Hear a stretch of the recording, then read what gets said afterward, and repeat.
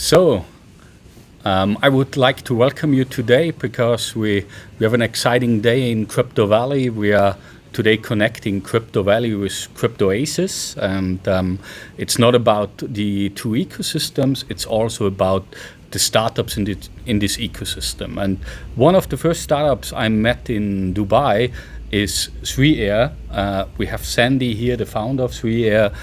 We met him over there. We liked the project, doing an impact in Africa, and we thought, let's bring them to Switzerland and talk about what they are doing. So, Sandi, very welcome to be here. And on the other side, I have on the left side Christian Di Giorgio. He's in our blockchain team at INACTA. Was before in positions in the telecom industry, very familiar with big infrastructures in the blockchain space, also for corporates. And what we want to do is we want to bring these two things together today. Sandi, please give me an overview what 3Air is doing. Yeah, so thanks for having us here. 3Air is actually connecting the unconnected. Blockchain it started off for being a solution for banking the unbanked, but we at 3Air we say that first you need to connect the unconnected before you can actually bank them with blockchain. Right? There's a huge overlap with the people that don't have a bank account and that they don't have the internet connection also. So we actually have a technology that can bring broadband internet to Africa. And the major issue with broadband in Africa is actually that there is no infrastructure. The last mile solution, it's just not present there. There's no cables to your home. So we can do it wirelessly. We just set up base stations and we have a really a wide range. We go up to 50 kilometers and we can go with true broadband speed. So we can offer up to 1 gigabit per second of dedicated lines. That sounds amazing. I mean, as far as I know, in Africa, we had a very fast adoption of mobile phones as well. I mean, landline hasn't been there, and now you are bridging the gap. I believe when you talk about banking the unbanked and putting people not connected into the World Wide Web, it's also about the identity of people. I mean, what I heard, a lot of people don't have an identity, and so they can't get banked. Probably to you, Christian, I know we at INACTA, we are very active in the identity space. What are we doing there? Exactly. We are collaborating with an association, DIDAS, who has as a goal to promote digital identity in general. And what is also called the self-sovereign identity is a little bit of a high-level concept. The idea is really once you are identified and you have a digital identity, then to use that identity to use products and services in the digital world, such as what 3Air is offering to its clients.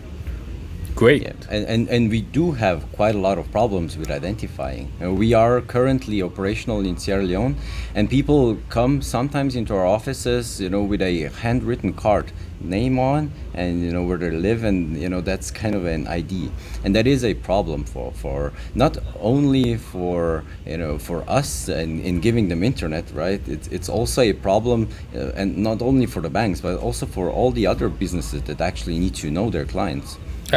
I believe the identity is the first thing we need to show in every area. I mean, you even can't get a book out of a library if you can't put your identity there, if you still would do that at the end of the day. No, I mean, I'm excited about that because, if blockchain only is a new way to create digital assets and to create financial products, it's nice.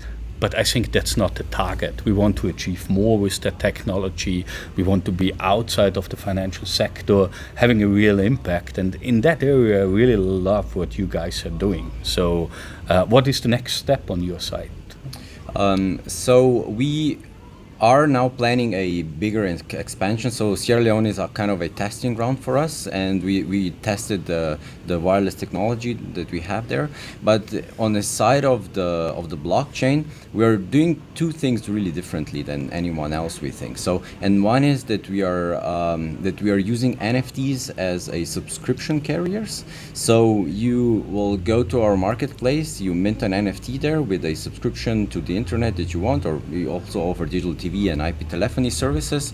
And then when you hold this NFT in your wallet, you will instantly get connectivity through our towers. So our towers have the ability to communicate and read off of the NFT that's in your wallet, and then give you the appropriate internet connection. And what this allows is the end user to actually own their own subscription. It's, in blockchain is a lot about owning your stuff, right?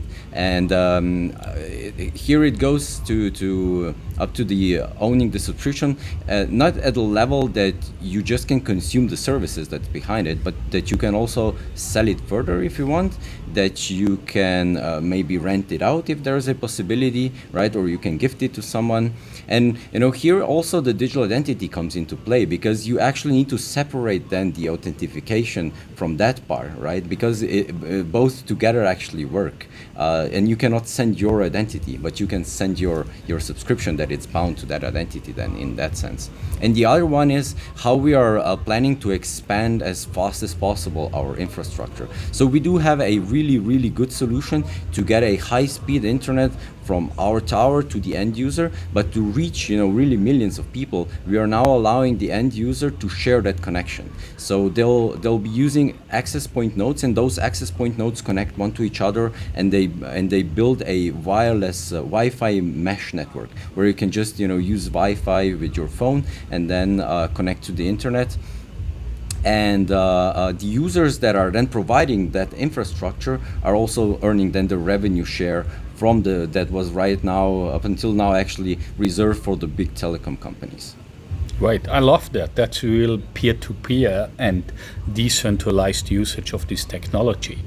I mean, Christian, what companies in our network you see could partner up with 3R? Well, definitely, we have one companies in our ecosystems called Moflix, who does things in the connectivity space, and we have looked at it, and there seems to be a lot of complementarity in the two offerings, and we're definitely going deeper into that collaboration to bring these two technologies and two products together to make the sum worth more than the parts.